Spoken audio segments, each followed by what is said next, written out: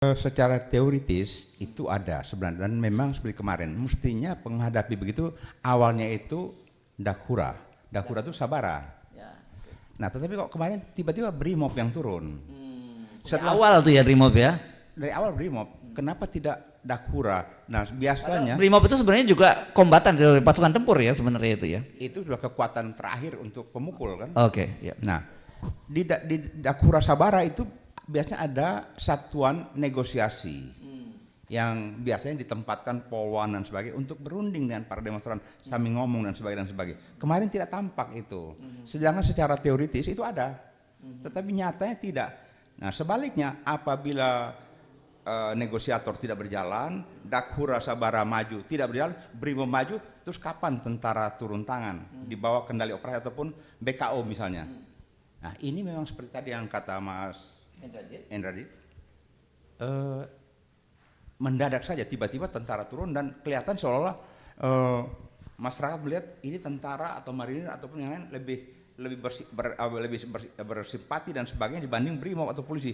Polisi Brimob jadi musuh bersama. Iya, musuh bersama. Nah,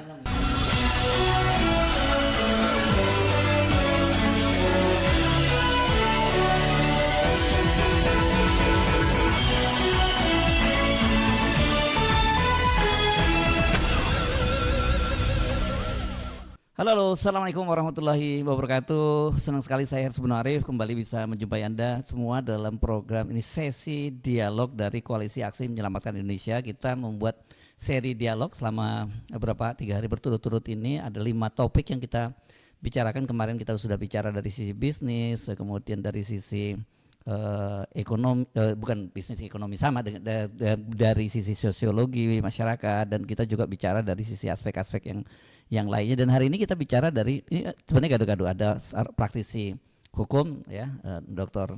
Sarul atau Alun kita panggilnya, dan kemudian ada Pak ini dulu dikenal ini polisi dulunya, tapi sekarang udah bukan polisi lagi, purnawirawan ya, kombes ya Pak ya, Alfon Lumeu ya. Iya, Alfon Lumeu, dari namanya kita udah tahu, bukan lu mau gua mau ya, bukan ya. Ini dari namanya dari NTT. Dulu zaman rame-rame tahun dulu angkatan lama kenal nih waktu zaman ribut-ribut. Ya, terus ada Mas Hendrajit ya. Kita kenal beliau ini banyak tulisannya sangat produktif, dan kemudian kita kenalnya sebagai banyak kita minta soal geopolitik global, tapi kita bicara hari ini soal dari pertahanan dan keamanan ya, situasinya seperti itu ya. Oke.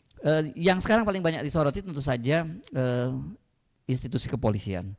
Karena itu kita undang Pak Alfon sebagai senior. Bapak ini, Pak Alfon ini dulu masih alumni Akpol, Akabri ya, Akabri 74. Berarti satu angkatan dengan Pak Prabowo Pak ya. Dan dulu kan masih gabung ya di Magelang ya, polisi darat, laut dan udara. Jadi masih ketemu dengan Pak Prabowo waktu itu. Oke ya. Ini berarti dia bisa panggil wok gitu aja kalau angkatan 74. Ya. Oke, kita mulai dari Pak Alfon ya. Bagaimana Anda melihat? Ini kita tentu saja sebagai seorang senior polisi, memang ada culture yang berbeda antara polisi dulu dan sekarang, tentu sudah cukup jauh, tapi Anda tetap bisa share pada kita apa sesungguhnya yang terjadi hari-hari ini, karena dalam situasi sekarang ini ketika terjadi gejolak di mana-mana, fokus perhatian publik itu sebenarnya pada kepolisian. Ya.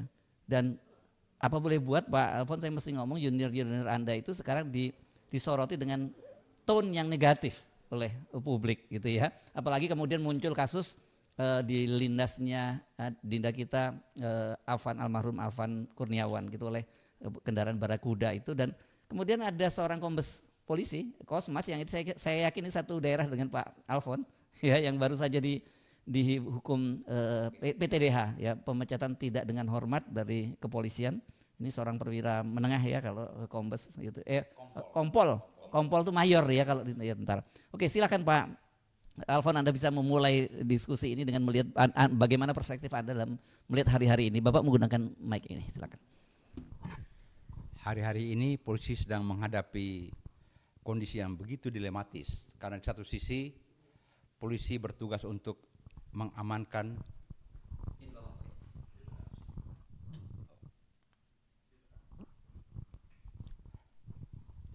ya, hari-hari ini polisi sedang mengalami masa-masa yang penuh dengan dilematis, karena di satu sisi dia harus menjamin aman dan tertibnya kegiatan kemasyarakatan dari hari ke hari, menegakkan hukum, dan menjadi pelindungan pengayom masyarakat. Itu Undang-Undang 2 2002 bilang begitu. Fenomena terakhir pada saat ada salah satu anak bangsa yang terlindas dengan barakuda yang mengakibatkan kematian, kita juga ikut bersedih. Dan di sisi lain ada petugas-petugas yang dari pagi hari keluar dari rumahnya tidak punya tujuan apa-apa selain berangkat bertugas karena diperintahkan akan menghadapi para pengunjuk rasa karena ada berbagai aspirasi masyarakat yang ingin mereka sampaikan kepada perwakilan rakyat, petinggi-petinggi negara. Sedangkan polisi ini hanya sebagai alat ataupun orang-orang yang memang kalian berangkat dengan peralatan barakuda, dengan senjata dan sebagainya. Tolong agar demonstrasi-demonstrasi unjuk rasa ini dapat berjalan yang lancar dan apa yang ingin mereka sampaikan bisa ditampung oleh para pihak ataupun stakeholder yang ada. Jadi kalau kita lihat pada saat demonstrasi yang sedemikian crowded, begitu padatnya orang, maka harus ada keputusan-keputusan lapangan yang ditempuh oleh para pimpinan-pimpinan lini terdepan. Apa yang harus dikerjakan? Apabila tidak bertindak, apa risikonya? Dan apabila bertindak, bagaimana langkah-langkah yang dikerjakan? Dan apabila emergensi, kira-kira pilihan-pilihan apa yang harus ditempuh? Nah, pada saat seperti kemarin kita lihat bahwa ada massa yang bergerombol yang harus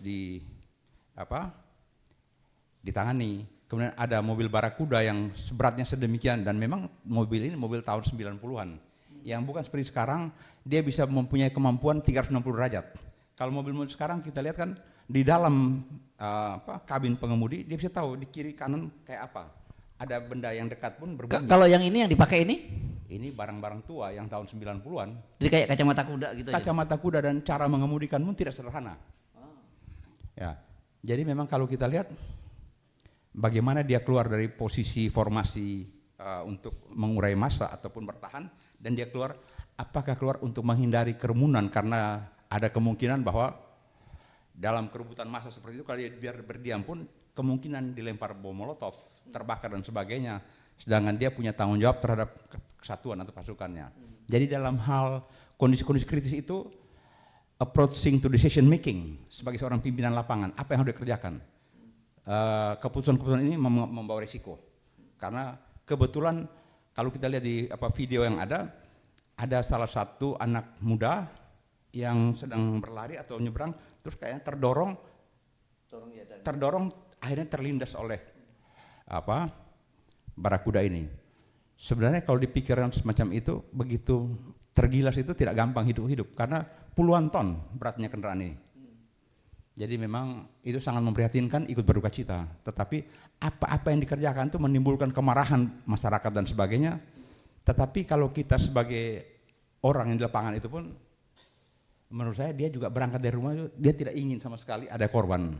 Karena dia sebagai kepala keluarga, bapak dari anak-anak, cukup sulit. Bapak pernah ada dalam posisi seperti ini ya? Artinya ditugaskan menghadapi demo-demo dulu, waktu dulu masih perwira. Saya pada tahun 80-an pertama gitu ya. Komandan Patroli Kota Polda Metro Jaya. Jadi demo semacam ini belum belum sehebat ini. Tapi misalnya contoh pengamanan di Stadion Senayan. Misalnya ada Persija melawan Persib misalnya. Oh, ini kemungkinan 120.000 orang penuh stadion. Apa saja kira-kira prediksi gangguan dan sebagainya. 1-2 hari sebelum kegiatan tersebut diadakan gladi posko. Kapolda, para Kapolres, para Kadit di dalam ruang puskodal itu digelar dan bersimulasi. Kalau terjadi begini begitu, ada kerumunan, ada keributan, apa yang harus dikerjakan? Pintu mana? Siapa bertanggung jawab dan sebagainya. Itu secara rinci diadakan pelatihan, disebut acara pimpinan pasukan. Saya kurang tahu kemarin, ini kan tanggal 25 mau ada demo, tanggal sekian ada demo.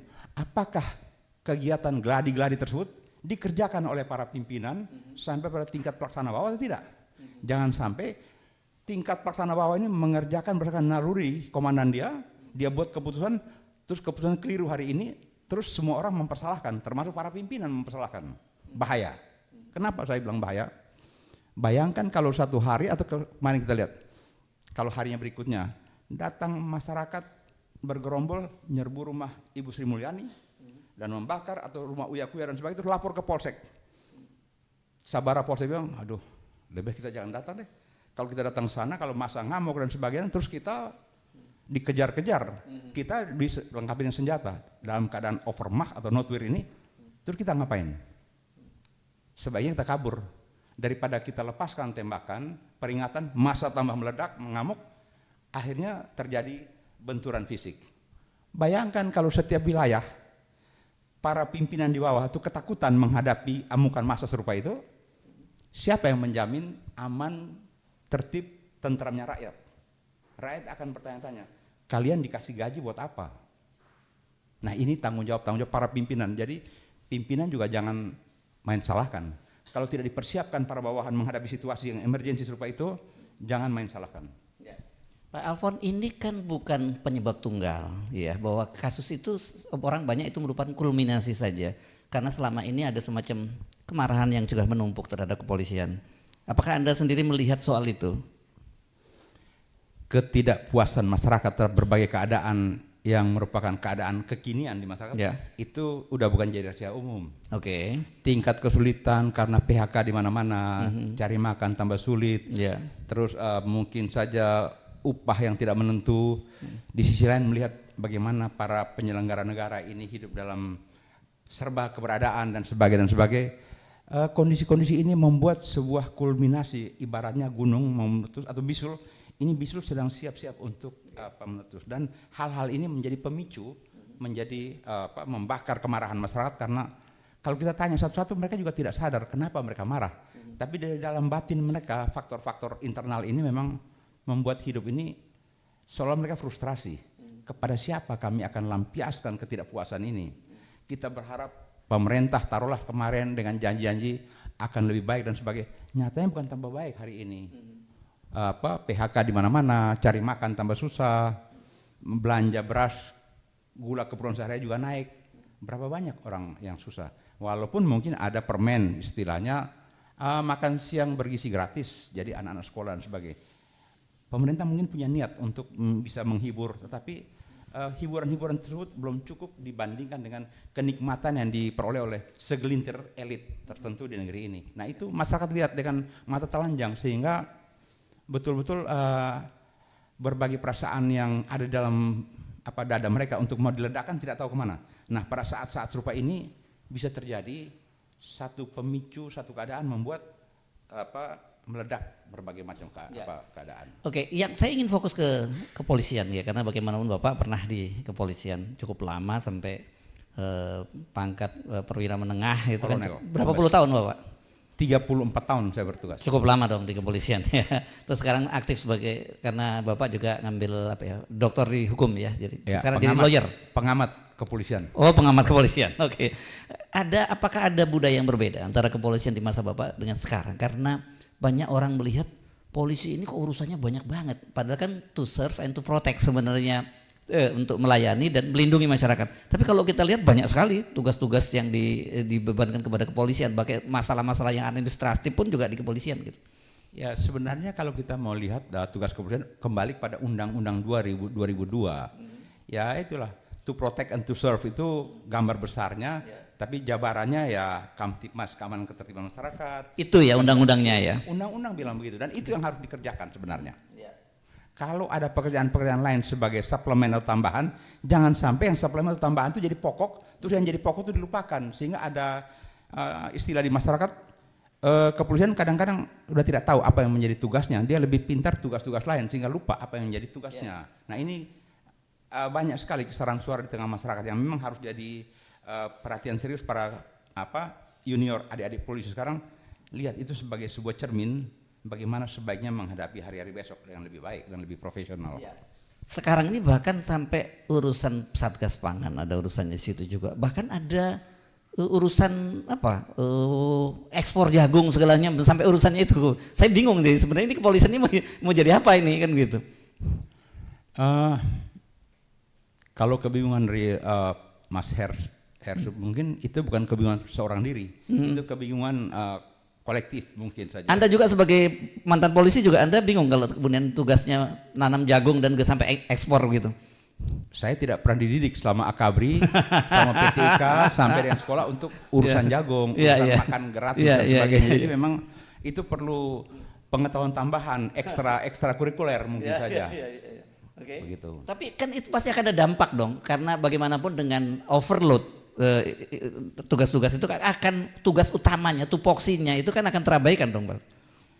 Karena profesionalitasnya tugas polisi itu ya penegakan hukum, pelayanan pelindung dan Kamtipmas. Oke. Di dalam tupoksi itu tidak omong bahwa terampil nanam jagung, terampil makan gratis, siapin tidak. Oh ya, makan gratis juga ikut dari situ ya? Ada. Jadi memang kalau seperti itu dikatakan, kalau kita ingin bicara profesionalitas, ya fokus. Nah fokusnya mengacu pada undang-undang. Saya sebagai penegak hukum, ya kitab suci saya undang-undang. Di luar undang-undang saya juga agak galau, agak bingung. Gitu. Ya. Tapi menurut penilaian Anda, polisi itu merasa terbebani atau justru menikmati perannya yang begitu besar?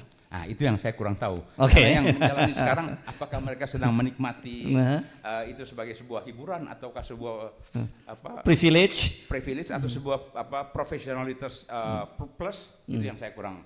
Mesti diteliti lebih dalam itu. Oke. Tapi pandangan Anda sebagai seorang senior, mestinya seorang polisi itu kembali sesuai dengan undang-undangnya, sesuai tupoksinya harusnya ya. Saya berharap dan meyakini bahwa semua anggota Polri tahu apa tupoksinya mengacu pada undang-undang pokok kepolisian. Oke. Tapi ini deh, kalau saya ubah pertanyaannya, apa dampaknya ketika kemudian polisi itu overload dan kemudian dibebani banyak hal yang seharusnya bukan tanggung jawab dia? Yang dikhawatirkan dia menjadi lupa apa yang harus dia kerjakan pada pokoknya, prioritinya apa. Jangan sampai dia lupa kalau orang lapor malam, sore atau hampir siang di polsek atau di polres, itu pelayanan kepolisian yang harus dikerjakan. Lupa karena dia pikir nanam jagung atau dia pikir lain-lain. Nah, yang harus dia prioritaskan itu. Menerima laporan, menangani, mendatangi TKP. Apabila ada gangguan, keamanan dan sebagainya, dia turun di TKP. Seperti ada huru-hara, dia turun dengan alat-alat pelindung yang memadai, dengan semua kelengkapan sesuai ketentuan. Oke, sampai di situ dulu. Nanti kita akan kembali ke Bapak ya. Kita ke Tengku Sarul dulu. Bung Alun, ini background Anda kan juga hukum ya. Ada lebih pada hukum bisnis sebenarnya. Hukum bisnis. Oke, tapi apa yang Anda point of view Anda, kalau anak-anak sekarang gitu ngomongnya sebutnya POV-nya apa, melihat situasi yang terjadi pada hari-hari ini? Ya, saya melihat ini bukan kejadian yang tiba-tiba terjadi ya, tapi ini diproses ataupun berproses dari sejak lama. Di dalam ilmu hukum itu ada satu bagian kita bicara tentang politik hukum, kemana hukum itu akan dibawa. Jadi mendesain hukum sehingga hukum itu bisa memberikan kalau Ruskopaun bilang itu law as tool as social engineering, merekayasa kehidupan masyarakat ke arah yang lebih baik. Politik hukum itu juga bicara kemana proses hukum itu akan dibawa oleh pemerintah, untuk goal apa, untuk tujuan apa. Nah, di dalam skema besar hukum, maka orang akan terlalu tersita dengan pembicaraan tentang hukum pidana, ya siapa yang harus dihukum dan lain sebagainya. Akhirnya hukum tata negara tentang struktur kenegaraan, politik dan sebagainya. Orang lupa bahwa di banyak negara-negara yang sekarang maju, desain hukum itu dikaitkan dengan kehidupan ekonomi, perilaku ekonomi, faktor produksi. Karena kalau kita bicara, dan pelakunya itu adalah korporasi. Korporasi ini juga merupakan warga negara. Kalau dalam teori good corporate governance, dia good corporate citizen. Jadi bagaimana korporasi dan pelaku produksi lainnya, baik pengusaha maupun pekerja, itu didesain untuk sama-sama memajukan negara itu. Karena korporasilah yang kemudian mewakili sebuah bangsa atau sebuah komunitas untuk meningkatkan peradabannya. Jadi kalau daur ulang ilmu pengetahuan dan teknologi dilakukan oleh sebuah negara seperti Jepang lah, untuk dia mengejar devisanya, keuangannya, itu dia mau bersaing dengan Eropa dan Amerika, dia desain hukumnya itu. Begitu juga dengan Amerika. Amerika perkembangan hukumnya itu selalu sesuai dengan perkembangan masyarakat yang terus dibicarakan, semakin maju.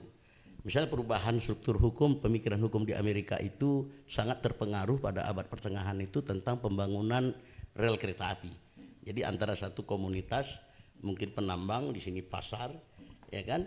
Itu mereka terus berbicara hukum apa yang harus kita bentuk. Sebenarnya dialektika atau diskursus tentang arah kebijakan hukum atau politik hukum bagi ekonomi ini berkembang berabad-abad. Mungkin di abad sebelum pertengahan di Eropa pun terjadi perdebatan ataupun perbincangan, pertengkaran tentang hukum itu supaya mereka tidak selalu perang dan tidak selalu saling memakan. Nah, kita lihat di Indonesia khususnya pasca reformasi, saya melihat desain itu ada. Tapi di 10 tahun terakhir, orang seperti di zaman film Koboi sebelum ada jalan kereta api. Gimana itu? Ah, itu begini. Orang berusaha kuat-kuatan dan menguasai akses, selain menguasai resources, menguasai akses dan membuat barikade sehingga bisnis dia dengan nafsu dia itu mulai berjalan. Tapi pada masyarakat yang beradab, bisnis itu dibangun, bagaimana masyarakat bisa sejahtera, pengusaha bisa tetap sustain bisnisnya, sedangkan pemerintah mendapatkan benefit. Karena begini, ada satu buku berjudul Ownership and Control. Dia menceritakan bagaimana Amerika terus membina korporasinya, membina ekonominya. Dikarenakan apa? Seluruh rakyat Amerika itu nggak sampai 10% yang dibiayai hidupnya oleh negara. Tapi mereka hidup untuk sejahtera itu dibiayai atau bekerja Korporasi ya. Korporasi lewat produksi. Jadi korporasi ini harus didesain sedemikian rupa berbarengan dengan perjalanan perkembangan kehidupan sebuah bangsa dan negara dan apa yang dibutuhkan oleh bangsa itu. Di sana dia memberikan menservis tentang kebutuhan hidup, terus menentukan behavior, sociological behavior warganya untuk berproduksi, untuk produktif, dan kemudian mendapatkan hasil sehingga mereka bisa hidup terus menerus gitu. Ya. Nah, desain yang paling fatal itu adalah pada saat munculnya fintech, finansial teknologi itu yang banyak perusahaan-perusahaan unicorn ataupun yang itu tuh. Nah mungkin kalau kita tarik kalau di Indonesia aplikator ya, karena kemarin justru ada fenomena ojol ya. Ya. Mungkin kita langsung masuk ke situ ya, itu lebih enak ya. Bisa ya, itu. Silakan coba. Nah, jadi begini, seingat saya, sepanjang ingatan saya, pada saat terjadi penurunan ekonomi, ya, maka banyak orang di PHK.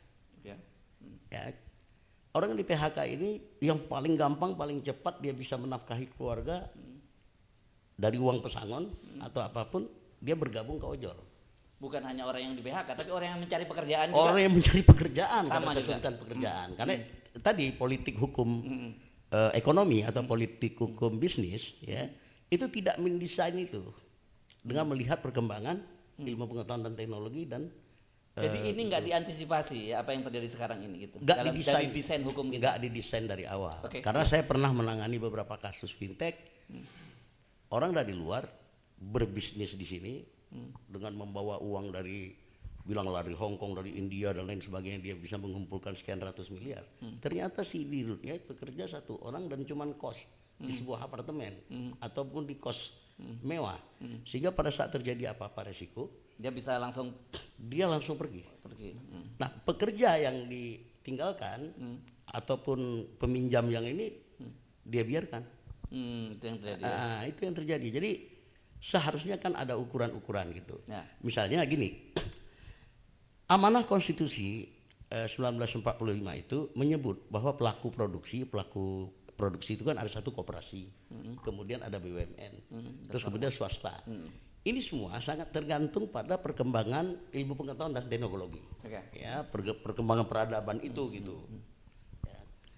Seharusnya dari awal kita banyak pakar-pakar yang mengerti soal ekonomi, mengerti soal sosiologi, mengerti soal macam-macam industri. Ini kemudian tidak diajak bicara karena penguasaan sentra-sentra produksi atau penguasaan scheme of production dari negara kita kembali dikuasai oleh logika politik dan birokratis yang bicara tentang seakan-akan bicara tentang keteraturan, terus bicara tentang kekuasaan.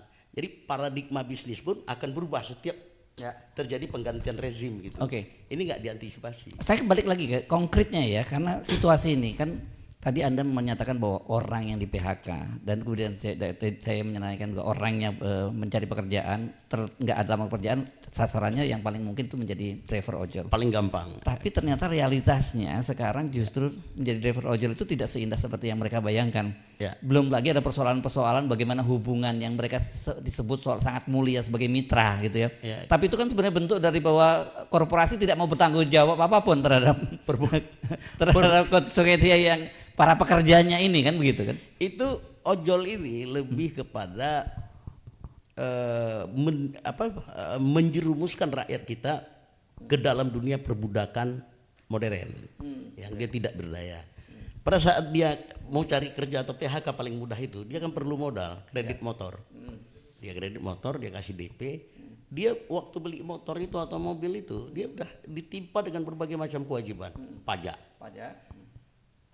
bunga, denda, asuransi, pendaftaran, membeli perangkat dan lain sebagainya. Awal-awal ojol itu kan menarik. Setiap dia dapat iklan, kalau biaya cuma 10.000 ke suatu tempat, orang hanya perlu membayar 1.500 ataupun 2.000. Karena iklan datang. Si ojol ini mendapatkan benefit karena dia pelaku produksi. Berbagilah dia sehingga penghasilan dia kan besar. Nah, ini yang membuat kapital yang ada di perusahaan yang mengelola mengelola ojol ini, aplikasi itu mendapatkan laba yang besar sehingga performance perusahaannya besar. Belum ketika dia IPO ya, go public ya. Jadi dia modalnya misalnya 1 triliun, dia kemudian dalam 5-10 tahun bisa 10 triliun. Nah, pada saat begini dia jual itu modalnya atau dia berpindah ke yang lain. Yang kedua ini udah nggak begitu memperhatikan sehingga harus mengurangi sesuatu yang dianggap ini biaya produksi. Jadi yang seharusnya dia bagi, seharusnya kan supir ojol atau buruh dalam konsep hubungan industrial Pancasila kan itu partner in profit, partner in risk, and partner in loss. Bukan partner in crime, bukan ya? Partner in crime. Itu juga terjadi. Nah, di industri manufaktur pertambangan yang besar ini juga terjadi keanehan yang memang harus diteliti, harus lakukan penelitian.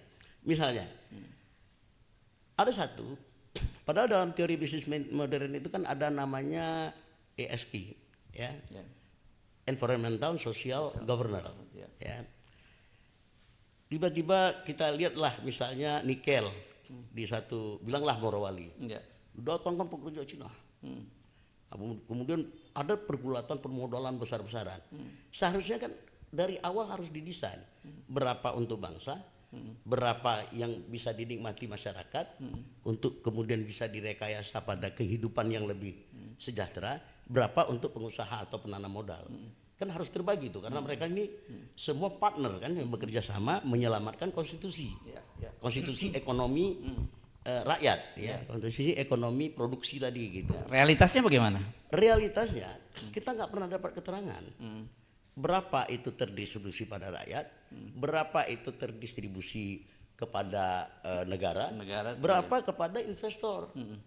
Yang kuat malah kan penguasa yang kemudian menjadi penyelia atau dengan kata lain calo dari itu gitu. Bahkan dia bagian dari ketika dia berhadapan dengan dari kelompok pekerja yang dari Indonesia justru bersama dengan pemilik modal gitu. Bersama dengan pemilik modal karena apa? Mereka menjadi partner in crime tadi.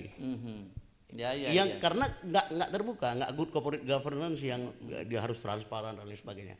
Contoh, berapa tenaga kerja yang diserap dalam satu industri yang raksasa itu? Ternyata kan lagi pandemi nih, Cina masuk banyak. Seharusnya tetap bisa dijelaskan, kalaupun itu banyak pekerja asing, benefitnya kita bisa membangun sebuah industri yang mungkin 10 kali lipat dari pekerja asing yang kita masukkan itu minimal atau 70 kali lipatnya itu kita buat industri tertentu.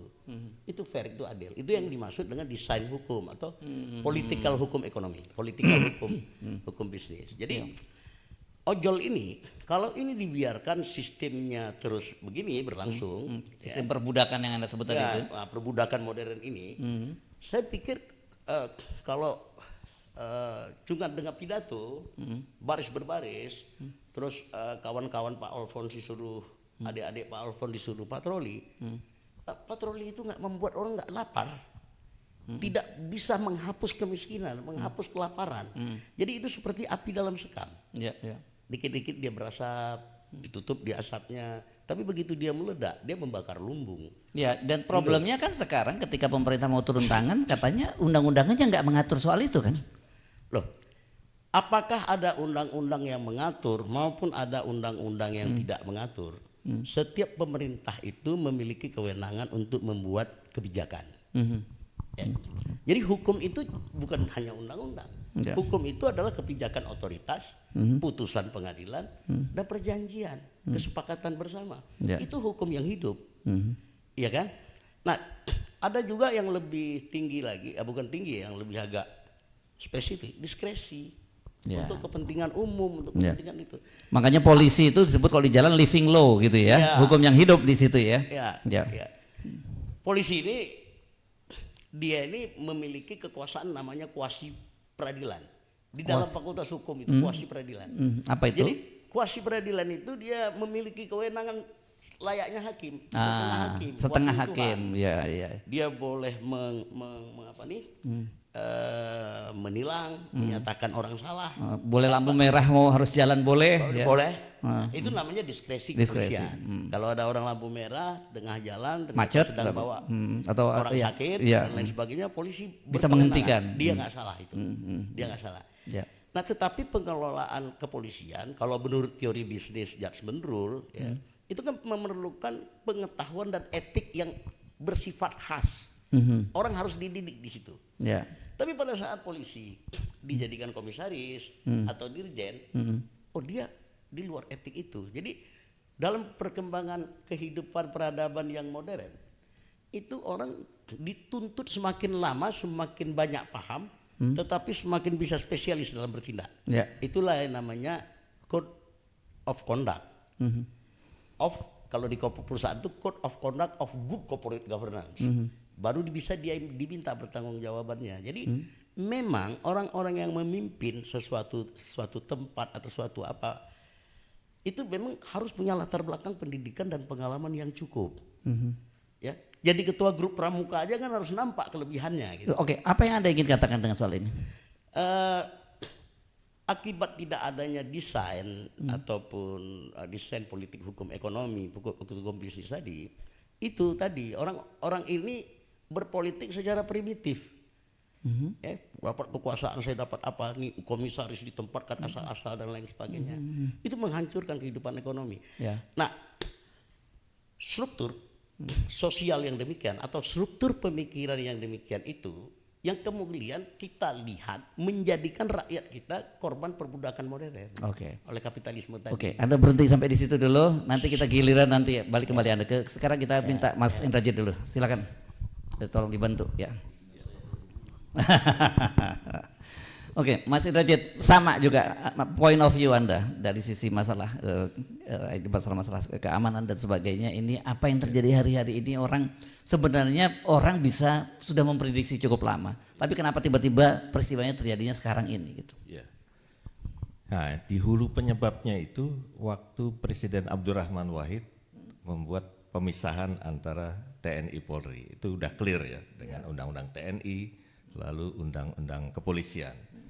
Tapi yang entah luput dari perhatian atau memang dengan sengaja memang nggak mau tahu atau menghindari itu, ini kan harus ada kayak connecting dot-nya antara mana yang otoritas TNI dan mana yang Polri. Karena nggak ada panduan itu, yang terjadi kemudian pembagian antara pertahanan dan keamanan itu menjadi bias, karena dalam konteks kepolisian di negara modern seperti di barat saja, kepolisian itu dalam pengertian keamanan itu adalah tramtipmas, seperti keamanan dan ketertiban dan penegakan hukum.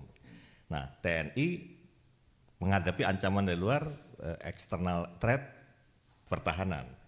Nah, seharusnya di dalam konteks seperti itu Dewan Keamanan Nasional itu harusnya dibentuk, karena di situ bukan hanya mengelola tapi mengintegrasikan otoritas pertahanan yang tugas utamanya external threat tadi, menghadapi ancaman dari luar. Kepolisian yang lingkupnya itu adalah keamanan dan ketertiban dan penegakan untuk hukum. Jadi law enforcement dan keamanan dalam pengertian ketertiban tadi.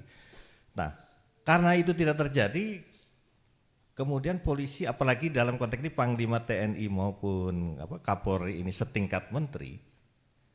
Nah, dalam konteks itu kondisi objektif yang itu menguntungkan kepolisian. Jadi kalau saya lihat bukan lagi duifungsi, tapi multifungsi itu terjadi di jalur kepolisian. Tapi kan bahkan polisi itu langsung bertanggung jawab kepada presiden, sementara kalau TNI itu masih ke Menteri Pertahanan kan? Ini ya. Persoalannya adalah di mana tangan dan telinga dan mata presiden di dalam konteks yang kita bahas sekarang ini, di dalam konteks antar pertahanan dan keamanan. Tidak ada.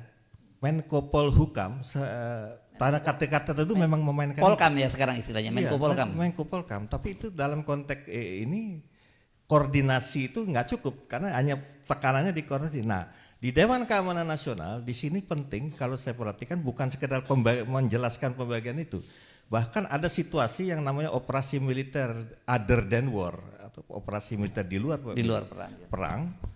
Itu bukan polisi juga bukan militer, tapi ada satu pasukan khusus, misalnya terorisme. Itu di dalam konteks ini kan kalau dibilang konteks pembakuan di pertahanan nggak masuk sebetulnya karena nggak ada serangan ini. Tapi karena ini menyentuh langsung kenegaraan dan juga ke masyarakat. Nah, itu ada semacam special force atau pasukan atau unit khusus atau apa. Tapi itu semua dibahas di dalam mata, telinga dan kalau kepala presiden ya, tapi terutama mata, telinga di dalam namanya Dewan Keamanan Nasional. Nah, sehingga mengelola antara militer, TNI, polisi, bahkan intelijen, yang penting dalam konteks ini intelijen strategis ya, itu ada di Dewan Keamanan Nasional. Maka dari itu kalau kita ambil contoh di Amerika misalnya antara Colin Powell dan waktu itu Rumsfeld ya, Menteri Pertahanan, cekcok, seakan-akan nggak terdamaikan. Condoleezza Rice kan dulu ketua harian Dewan Keamanan yang notabene mau otoritas presiden di situ. Hari ini juga harus ada titik poin di mana ini 2-3 poin kasih ke saya dan itu yang nanti dijadikan opsi presiden A atau B, selesai presiden opsi A dengan melihat kondisi dari luar. Nah, itu di Dewan Keamanan Nasional. Jadi dalam konteks ini nggak perlu ada Menko Polkam segala macam, tapi otoritas dalam konteks mengintegrasikan kebijakan luar negeri, pertahanan, kepolisian dan intelijen ada di Dewan Keamanan Nasional. Sehingga kalau kita melihat kasus kemarin dalam konteks huru hara ini, kan inti yang harus dijabarkan itu waktu tanggal 25 ini mau demonstrasi dalam pengertian kalau istilah yang lazim itu adalah street rallies. Jadi demonstrasi itu pasti konteksnya damai, non kekerasan, tapi agenda begitu kuat ditekan melalui saluran apakah demonstrasi jalan, apakah petisi atau unjuk rasa. Nah, itu responnya tadi yang Pak Alphonse katakan itu jelas. Kalau gitu ini dalam konteks polisian strateginya begini, menyusun ininya formasi konfigurasinya begini. Nah, tapi kalau itu huru hara memang masukan intelijen kita ini bukan demonstrasi Pak, ini huru hara. Opsinya juga lain. Gitu. Nah, ini yang saya kira karena nggak ada seperti itu, presiden hanya mendengar info, ini nanti ada gini. Nah, itu yang jadi tindakan yang jadi dasar. Tapi kalau di Dewan Keamanan, intelijennya memberi masukan, kepolisian memberi masukan, tentara masukan, dan ingat, masing-masing kan punya unit intelijen. Kayak di Amerika itu Pentagon, yang mau Kemhannya Amerika, punya yang namanya DIA, Defense Intelligence Agency. Itu kayak BIS ya di sini kan. Nah, di kepolisian tentu saja punya yang biasanya jabaran dari Bareskrim dan sebagainya. Kalau di sana ada FBI-nya ya, federal. FBI juga dalam konteks ini juga karena itu federal juga nggak kalah dengan CIA dalam sumber daya maupun sumber daya manusianya gitu. Untuk domestik tapi. Iya, domestik. Nah, ini kalau itu terbangun di situ tidak akan terjadi seperti ini. Ya karena apa? Kemarin itu miss antara overlapping pengertian street rallies demonstrasi yang diasumsikan damai atau huru hara itu ngeblank gitu dan presiden menjadi membuat pedoman yang tidak berdasarkan kepada realitas yang sesungguhnya tadi gitu. Itu yang saya lihat. Oke, kalau kemarin itu kan kemudian terlihat Yeah. bahwa orang melihat bahwa polisi kewalahan Ya. karena kasus itu tadi ya, kasus Afan itu ya, Ya. dan kemudian itu disalahkan Ya. jadi semacam public enemy kan. Iya, Gitu. bahkan sebelumnya ya. Oke, tapi kemarin triggernya itu. Triggernya itu yang malam itu ya. Dan kemudian polisi, tentara masuk dan orang banyak terkejut karena yang masuk oke selain marinir ada Kostrad dan Iya. Kostrad itu adalah pasukan tempur loh, itu bukan Iya. pasukan yang terlatih untuk menghadapi huru-hara kan, Iya. pengendalian massa kan. Nggak Iya. bisa. Nah, itulah yang ekses atau bahkan bukan ekses ya, konsekuensi strategis dari tidak ada semacam Dewan Keamanan Nasional tadi. Jadi akhirnya rebutan ini wewenang atau tumpang tindih yang akhirnya tapi sama-sama tidak memberi satu arah penyelesaian karena dari awalnya pedomannya ini kita menghadapi huru-hara dengan segala entah anarki atau kekerasan atau yang hijau termasuk penjarahan apa segala macam itu ya riot lah ya kan larinya. Nah, itu kan treatmentnya beda. Nah, kalau di dalam konteks itu apakah masih polisi tepat kali gitu? Tapi itu kan di dewan, bukan wah ini kalau udah gini gue yang turun. Nah, itu jadi itu yang terjadi kan dalam konteks loh kok Kostrad ikut kok unit iya bahkan saya dengar Bais juga cawe-cawe gitu. Tapi itu kan karena tidak ada satu pedoman yang mengintegrasikan atau connecting dot itu ya. Nah, itu yang terjadi. Baik, kembali ke Pak Alfon ya. Ini memang jadi pertanyaan Pak Alfon ya, kemarin kalau kita di lapangan, tapi menarik apa yang disampaikan oleh Mas Sirojit tadi. Apakah ada di dalam kepolisian, ini pertanyaan pertama ya, misalnya oke, kalian pengendali PHH ini levelnya sampai di sini, tapi ketika terjadi kemudian riot gitu ya, kemudian terjadi penjarahan dan sebagainya, itu siapa yang menangani? Apakah tetap polisi yang sama atau ada polisi yang khusus? Itu satu. Yang kedua, setahu saya ada mekanisme yang disebut BKO ya, bawah kendali operasi. Dalam hal ini harusnya yang jadi penjurunya yang terdepan itu adalah polisi, baru kemudian ketika dia nggak mampu melakukan itu dia minta bantuan dari militer. Nah kemarin itu saya nggak tahu apakah itu terjadi, tapi kelihatan sekali tentara sangat dominan di lapangan. Secara teoritis itu ada sebenarnya dan memang seperti kemarin mestinya menghadapi begitu awalnya itu Dakhura itu Sabara. Ya, Nah tetapi kok kemarin tiba-tiba Brimob yang turun. Setelah awal tuh ya Brimob ya. Dari awal Brimob, kenapa tidak Dakhura? Nah biasanya Brimob itu sebenarnya juga kombatan pasukan tempur ya sebenarnya itu ya. itu sudah kekuatan terakhir untuk pemukul kan. Oke. Ya. Nah di Dakhura Sabara itu biasanya ada satuan negosiasi yang biasanya ditempatkan Polwan dan sebagainya untuk berunding dengan para demonstran sambil ngomong dan sebagainya. Kemarin tidak tampak itu. Sedangkan secara teoritis itu ada, tetapi nyatanya tidak. Nah sebaliknya apabila negosiator tidak berjalan, Dakhura Sabara maju tidak berjalan, Brimob maju, terus kapan tentara turun tangan di bawah kendali operasi ataupun BKO misalnya. Nah ini memang seperti tadi yang kata Mas Endrajit, mendadak saja tiba-tiba tentara turun dan kelihatan seolah-olah masyarakat melihat ini tentara atau marinir ataupun yang lain lebih bersimpati dan sebagainya dibanding Brimob atau polisi. Polisi Brimob jadi musuh bersama. Iya, musuh bersama. Nah, sedangkan ini merugikan karena sebenarnya baik polisi dan tentara yang sama-sama alat negara untuk menjaga ketertiban. Nah, tentara diminta bantuan kapan? Ini harus ada aturan main karena misalnya pasukan bantuan Kostrad kemarin turun, tetapi keonaran berjalan terus kira-kira mau diapain? Kan harus ada escape clause-nya kan? Apakah memang mau main senjata atau apa? Sebelum ke situ saya mundur dikit. Ini harusnya langsung ke saat atau ke sesama teritorial dalam hal ini Kodam Jaya mestinya ya, yang dimintain bantuan duluan kalau dalam situasi semacam ini. Karena yang nangani kemarin kan ini kan Polda Metro misalnya kan? Ya. Polda Metro jajaran pembantunya di Kodam Jaya dong. Oke, jadi nggak bisa langsung ke marinir, ke Kostrad dan sebagainya, apalagi ke Kopasgat gitu ya. Nanti Kodam yang meminta itu Kodam. Jadi begitu urut-urutan.